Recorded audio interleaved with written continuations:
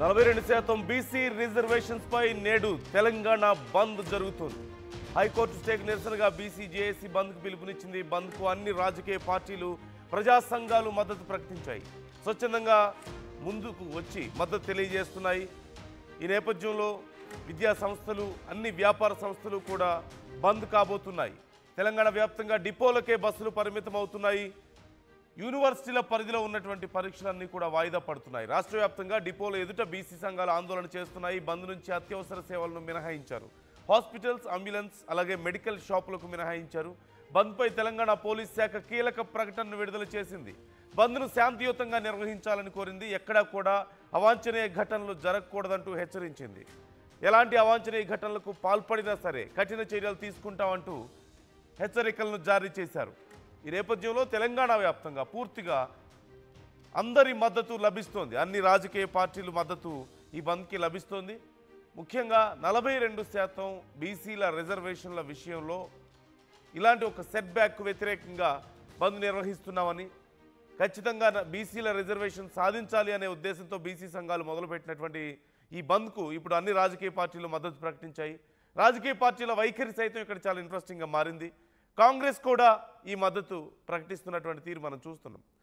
రాష్ట్రంలో అధికారంలో ఉన్నటువంటి కాంగ్రెస్ ఈ బంద్కు మద్దతు ప్రకటిస్తోంది.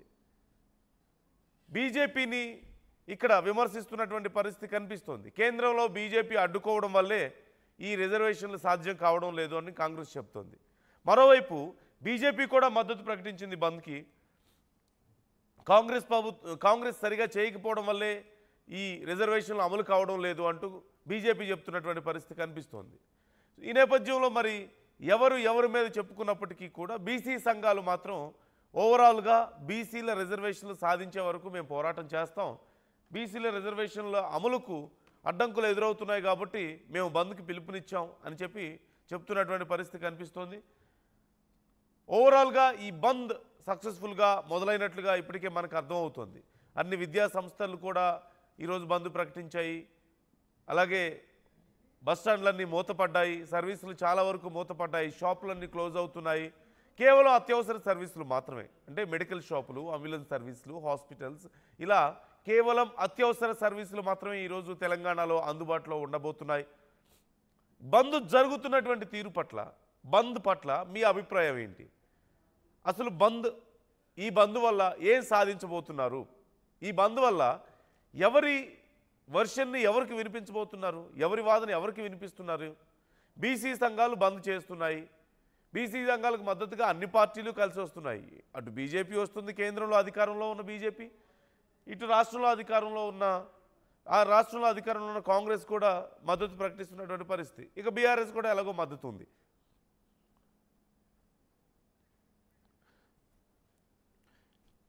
ఇక తెలంగాణ వ్యాప్తంగా ఆయా ప్రాంతాల్లో బంద్ ఎలా జరుగుతుందో మనం తెలుసుకునే ప్రయత్నం చేద్దాం. అక్కడి పరిస్థితులు ఎలా ఉన్నాయో తెలుసుకునే ప్రయత్నం చేద్దాం. సిద్దిపేటలో బస్టాండ్ వద్ద నుంచి మా ప్రతినిధి మహేష్ మనకి లైవ్లో అందుబాటులో ఉన్నారు. మహేష్, ప్రస్తుతం బంద్ ఎలా కొనసాగుతుంది? అక్కడ బంద్కి సంబంధించి ఏమైనా కార్యక్రమాలు జరుగుతున్నాయా? అలాగే మీరు బస్టాండ్ వద్ద ఉన్నట్లుగా తెలుస్తుంది. అక్కడ పరిస్థితి ఒకసారి మాకు చూపిస్తారా ఎలా ఉందో?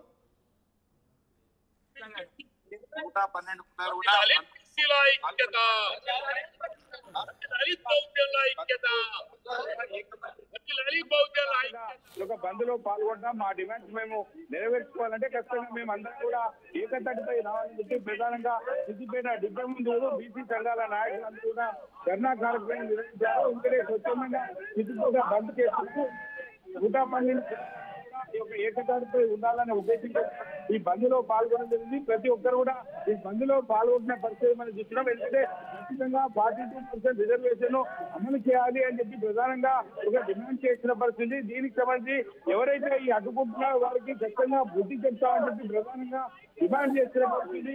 ఖచ్చితంగా ఇటువంటి ఒక 42 రిజర్వేషన్ లో ఖచ్చితంగా అడ్డుకుంటే అని చెప్పి ప్రధానంగా అన్ని కుల సంఘాలు కూడా డిమాండ్ చేస్తున్న పరిస్థితి. ఎందుకంటే మాకు వచ్చేటువంటి ఫలాలను మేము పొందాలి తప్ప ఇతరులు అడ్డొస్తే మేము ఊరుకునేది అని చెప్పి డిమాండ్ చేస్తున్న పరిస్థితి. దీనికి బీసీ సంఘం తెలుసుకున్నాం. చూడండి అప్పుడు ఏం చెప్పారు? ఈరోజు ఏదైతే తెలంగాణ బీసీ జేఏసీ తెలంగాణ రాష్ట్ర వ్యాప్తంగా బంధు పిలుపునిస్తుందో మా బీసీ రిజర్వేషన్ 42% అడ్డుకుంటూ రెడ్డి జాగృతి అధ్యక్షుడు అయితే మాధవరెడ్డి అనే వ్యక్తి మరి కోర్టులో కేసు వేసినాడో దాన్ని వ్యతిరేకిస్తూ బీసీ జేఏసీ ఆధ్వర్యంలో ఈరోజు బంధు పిలుపునివ్వడం జరిగింది. దాంట్లో భాగంగానే సిద్దిపేట జిల్లాలో ఉన్నటువంటి దళిత బహుజన సంఘాలు అందరం కలిసి మరి బంధును విజయవంతం చేయడానికి మేము అందరం కూడా పొద్దున్న నుంచి మబ్బుల 4 గంటల నుంచి కూడా ఈ ఆర్టీసీ డిపో ముందే కూర్చున్నాము. మరి ఇంతకుముందుకే ఎక్కడ కూడా పురవీధులలో సిద్దిపేట పురవీధులలో ఎక్కడ కూడా షాపు ఓపెన్ చేయకుండా అందరూ కూడా స్వచ్ఛందంగా బంద్లో పాల్గొంటా ఉన్నారు. పాల్గొంటున్నటువంటి వారి ప్రతి ఒక్కరికి కూడా మేము ధన్యవాదాలు తెలుపుతా ఉన్నాము. ఎవరైనా అక్కడక్కడ ఈ బంద్ను డిస్టర్బ్ చేయడానికి ఒకరిద్దరు ఈ అగ్రవర్ణ ఎవరైతే కేసు వేసినారో ఆ కులానికి చెందినటువంటి వాళ్ళు ప్రయత్నిస్తూ ఉన్నట్టుగా మాకు తెలుస్తూ ఉంది. ఖబర్దార్ మేము చెప్తా ఉన్నాము, మా రిజర్వేషన్లను అడ్డుకున్నారు, మా బంధును కూడా మీరు నీరుగాల్చే ప్రయత్నం చేస్తూ ఉన్నారు. ఇట్లాంటివి చేస్తే మేము తీవ్ర స్థాయిలో పరిణామాలు ఉంటాయని చెప్పి ఈ సందర్భంగా హెచ్చరిస్తా ఉన్నాం. 112 కులాలు మీరేం డిమాండ్ చేస్తారు? ఇప్పుడు మాకు చట్టసభలలో రిజర్వేషన్ లేకపోవడం వల్లనే ఇవాళ బీసీలు అనేవాళ్ళు వెనుకబడిపోతున్నారు. బీసీల గురించి మాట్లాడేవాడు లేకుండా అయిపోతా ఉన్నారు. ఎందుకనంటే బీసీలకు కనుక చట్టసభలలో రిజర్వేషన్ ఉంటే ఈ రిజర్వేషన్ మీద మాకు కూడా నాయకులు ఆ చట్టసభలలోకి వెళ్ళేది. ఇవాళ ఉన్నటువంటి బీసీ నాయకులు వాళ్ళు ఏమంటున్నారా అంటే మేము ఓసీ జనరల్ కేటగిరీలో గెలిచినాము, ఈ బీసీలతో మాకేంది అనే ఛాందస్తంగా కొంత వ్యవహరిస్తూ ఉన్నారు. అదే మాకు బీసీ రిజర్వేషన్ ఉన్నట్టయితే మరి ఇలా వాళ్ళు రిజర్వేషన్ మీద వేయనట్లయితే ఖచ్చితంగా ఈ రిజర్వేషన్ అనేది పెరగాలి, మేమెంతో మాకంత రిజర్వేషన్ ఉండాలి, మరి ఉంటేనే ఇవాళ బీసీలు బాగుపడతారనే నినాదము బలంగా చట్టసభలలో వెళ్ళేది. కానీ నాటి నుండి కూడా పాలకులు అడుగడుగున బీసీలకు మోసం చేస్తూనే వస్తున్నారు. ఇవాళ రేవంత్ రెడ్డికి తెలుసు ఇవాళ ఈ బీసీ రిజర్వేషన్ ఎందుకంటే కామారెడ్డి డిక్లరేషన్లో హామీ ఇచ్చినాం కాబట్టి దీని కనుక మేము మరి ముందు తీసుకురాకుంటే మరి ప్రజలలో చీత్కరానికి గురైతామనే ఉద్దేశంతో ఇవాళ అనేక అడ్డంకులతోని అసెంబ్లీలో బిల్లు పెట్టి బిల్లు పాస్ చేసినట్టుగా ఒక నాటకము, అదేవిధంగా గవర్నర్ దగ్గర ఆగినట్టుగా ఒక నాటకము, మళ్ళీ అదేవిధంగా అక్కడ ఆగింది కాబట్టి జీవో ఇస్తున్నాం అనేటువంటి ఇంకో నాటకము. ఆగుద్దని తెలిసి కూడా ఇన్ని నాటకాలతోని ఈ రేవంత్ రెడ్డి మోసం చేస్తూనే మోడీ కూడా ఇవాళ ఒక బీసీ బిడ్డ ఉండి కూడా నేను బీసీ అని చెప్పుకుంటుండి కూడా మరి ఇవాళ ఓసీలకు 10% రిజర్వేషన్ ఇచ్చినటువంటి మోడీ కూడా ఇవాళ బీసీల కోసం ఏమాత్రం ఆలోచించకపోవడం ఇది దారుణమైనటువంటి పరిస్థితి అని చెప్పి ఈ సందర్భంగా నేను అంటా ఉన్నాను. బీసీ సంఘాల సంబంధించిన బంధుకు కూడా దళిత సంఘాల నాయకులు కూడా ఒక మద్దతు పలుకుతున్న పరిస్థితి. చెప్పండి మీరేం చెప్తారు? ఇది సంబంధించి బంధుకు సంబంధించి ఏం చెప్తారు? 42% బీసీ బిల్లును కేంద్ర రాష్ట్ర ప్రభుత్వాలు కేంద్రంలో ఆమోదం తెలిపి విద్యా రంగాలలో మా బీసీలను ముందడుగు కల్పించేటట్టు కృషి చేయాలని ఈరోజు ఈ బంద్కు మేము దళిత సంఘాల ప్రజా సంఘాల ఆధ్వర్యంలో సంపూర్ణ మద్దతు తెలియజేస్తున్నాం. మీరు చెప్పండి, అంటే ప్రధానంగా చూసుకో అందరూ కూడా ఏకతాటిపై వచ్చిన పరిస్థితి చూస్తున్నాం. ఏం చెప్తారు? మీరేం చెప్తారు ఒక ముదిరాజు బిడ్డగా? ఇలా రాష్ట్ర వ్యాప్తంగా తెలంగాణలో ఉన్నటువంటి బీసీ సామాజిక వర్గంలో అతిపెద్ద సామాజిక వర్గమైనటువంటి బీసీలలో ముదిరాజులు కూడా ఇలా ముక్త కంఠంతో తెలియజేస్తా ఉన్నాం. అయ్యా ఇలా రాజ్యంలో ఇలా దేశంలో నరేంద్ర మోడీ, రాష్ట్రంలో కాంగ్రెస్ రేవంత్ రెడ్డి బడే బాయ్ చోటే బాయ్ ఇలా ద్వంద్వ వైఖరి తెలియజేస్తా ఉన్నారు. ఇలా ఇవ్వాల్సిన వాళ్ళే ఇలా ఇవ్వకుండా మరి ఇద్దరు కూడా ఈ బంధుకు మద్దతు తెలియజేస్తా ఉన్నారు. అంటే బీసీలు పిచ్చోళ్ళు అనుకున్నారా? బీసీలను మోసం ఇంతకు కాకపోతే ఇంకెప్పుడు సాధిస్తామని చెప్పేసి తెలియజేస్తా ఉన్నాం. బీసీలకు గనక విద్య, ఉద్యోగ, స్థానిక సంస్థల్లో చట్టసభల్లో 42% రిజర్వేషన్ ఇస్తే మరి బీసీలు ఏడ ఎదుగుతారో అని చెప్పేసి ఇక్కడనే ఒక అడ్డుకట్ట వేస్తా ఉన్నారు. తస్మాత్ జాగ్రత్త పాలకులారా, ఈ వేదికగా హెచ్చరిస్తా ఉన్నాం. భవిష్యత్తులో ఇలా నేపాల్లో చూసుకున్నారు, అదే పరిస్థితి తెలంగాణ రాష్ట్రంలో ఉన్నటువంటి ప్రజా ప్రతినిధులకు, ఎమ్మెల్యేలకు, ఎంపీలకు అదే దుస్థితి పడుతుంది. అంతేకాకుండా ఇలా కాంగ్రెస్ పార్టీ ఢిల్లీలో ధర్నా చేస్తూ ఉంది. నీ కాంగ్రెస్ పార్టీ అధినాయకుడు రాహుల్ గాంధీ చట్టసభలలో మాట్లాడు, పార్లమెంటులో మాట్లాడు, నువ్వు పెట్టిన ధర్నాకు రాడు. అంటే ఇది ఎంత మోసపూరితంగా ఇలా బీసీలను ఒక సైట్ ట్రాక్, ఇది ఒక విద్వేషపూరితమైన వాతావరణాన్ని రెచ్చగొట్టాలని చెప్పేసి తెలియజేస్తా ఉన్నాం. ఇట్లాంటి విద్వేషపూరితమైనటువంటి హెచ్చరికలు చేస్తూ ఉన్నాం. కాబట్టి బీసీలకు 42% రిజర్వేషన్ అమలు కాకపోతే ఎక్కడికక్కడ ఎండగడతామని చెప్పేసి తెలియజేస్తా ఉన్నాం. ఇది పరిస్థితి. కుమ్మరి సంబంధించి అంటే మా యాదవ్ సంఘం సంబంధించిన ఒక నాయకులు కూడా ఉన్నారు. చెప్పండి, ఏం డిమాండ్ చేస్తారు? బంధు సందర్భంగా ఏం చెప్తారు?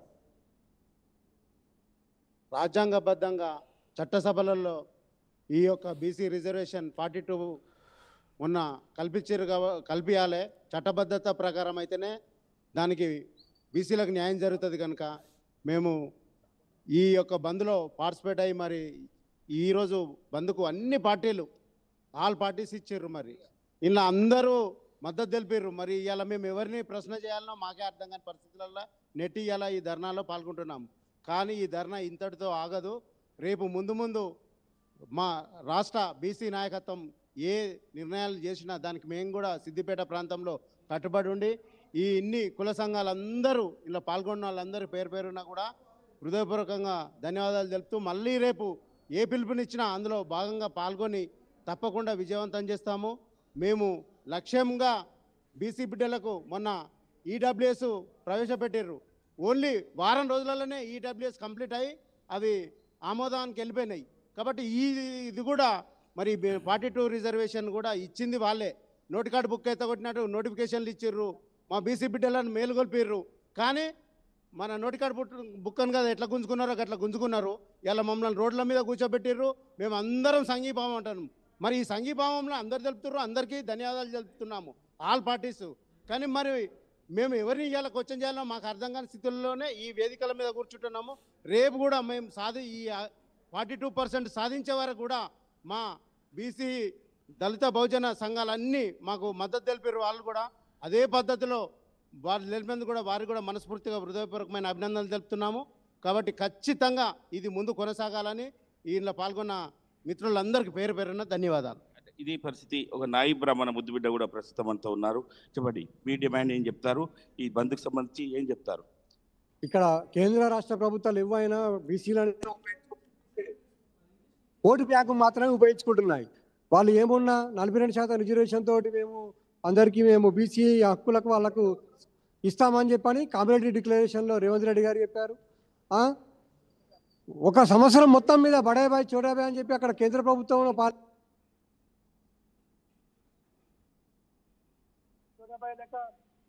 అనుకున్నారు. తర్వాత వాళ్ళు చేసే పని ఎంత అండి, ఒక ఛాయ్ తాగినంత సమయం సరిపోతుంది. వాళ్ళు ఆర్డినెన్స్ జారీ చేసి రాష్ట్రపతి గారితో సంతకం పెట్టిస్తే అయిపోతుంది. దానికోసం ఇంత కాలయాపన చేసి బీచ్ ఆడుకోవడం మేము చాలా డిమాండ్. ఇది పరిస్థితి. అంటే ఇక్కడ గౌడ సంఘం నాయకులు కూడా ప్రస్తుతం అంతా ఉన్నారు. చెప్పండి, అంటే మీరేం చెప్తారు దీనికి నుంచి? బంద్లో అందరూ కూడా స్వచ్ఛందంగా పాల్గొన్నారు, బంద్ కూడా చేసిన పరిస్థితి చూస్తున్నాం. ఏం చెప్తారు సార్, మీరేం చెప్తారు? అనాది నుంచి దళిత బహుజనుల మీద వివక్ష అణచివేతకు గురవుతున్నారు. నిజంగా చెప్పాలంటే 17వ శతాబ్దంలో సర్దార్ సర్వాయి పాపన్న కూడా ఈ రోజు ఆనాడు ఎన్నో యుద్ధాలు చేసి విజయం సాధించి దళిత బహుజనుల మీద అన్యాయం జరుగుతుంది, వాళ్ళకి అణచివేతకు గురవుతారు, అగ్రవర్ణాల కులాలు వాళ్ళను తొక్కి పెడుతున్న ఉద్దేశంతో ఆనాడు నుంచి కూడా ఉద్యమాలు ఆనాడు నుంచి మొదలైనవి. తర్వాత జ్యోతిరావు పూలే, బాబాసాహెబ్ అంబేద్కర్ వాళ్ళ ద్వారా ఈ రోజు ఇంత దూరం ఉద్యమాలు రూపురేఖలు చేంజ్ అయినా ఉద్యమాలు నడుస్తూనే ఉన్నాయి. కానీ బీసీలకు ఎస్సీ ఎస్టీలకు అన్యాయం జరుగుతూనే ఉంది. ఈ రోజు బీసీలకు పూర్తి స్థాయిలో అన్యాయం జరిగింది. ఈ రోజు అన్ని సపండ వర్గ కులాలు, అన్ని బీసీ కులాలు ఈ రోజు రోడ్డు మీదకి వచ్చినాయి. నిజంగా అన్యాయం జరిగిందని ఎస్సీ ఎస్టీలు కూడా దీనికి మద్దతు ప్రకటిస్తారు. అంటే మీరు చెప్పండి, అంటే ఇప్పుడు చూస్తున్నాం అందరూ కూడా ఏకతాటిపై వచ్చిన పరిస్థితి. ఏం చెప్తారు? ఈ ప్రజాస్వామ్య భారతదేశములో ఈ దేశానికి ఒకటే రాజ్యాంగం ఉండాలని ఈ దేశ గౌరవ ప్రధానమంత్రి గారు అంటున్నారు. మేము అదే అడుగుతున్నాం ఈ దేశ ప్రధానమంత్రి గారిని. ఈ దేశానికి ఒకటే రాజ్యాంగం ఉండాలంటే తమిళనాడులో అక్కడ బీసీ ప్రజలకు 50% రిజర్వేషన్ ఇచ్చినప్పుడు తెలంగాణలో బీసీలకు 42% రిజర్వేషన్కి ఎందుకు ఇవ్వరని చెప్పి మేము ఈ ప్రధానమంత్రి గారిని అడుగుతున్నాం.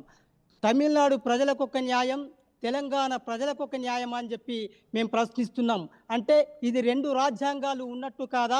ఒకటే రాజ్యాంగం కింద తెలంగాణ ప్రజలకు కూడా 42% బీసీ రిజర్వేషన్లు మీరు 9th షెడ్యూల్లో పార్లమెంట్లో చట్టం చేసి తెలంగాణ రైట్. ఈ బీసీ రిజర్వేషన్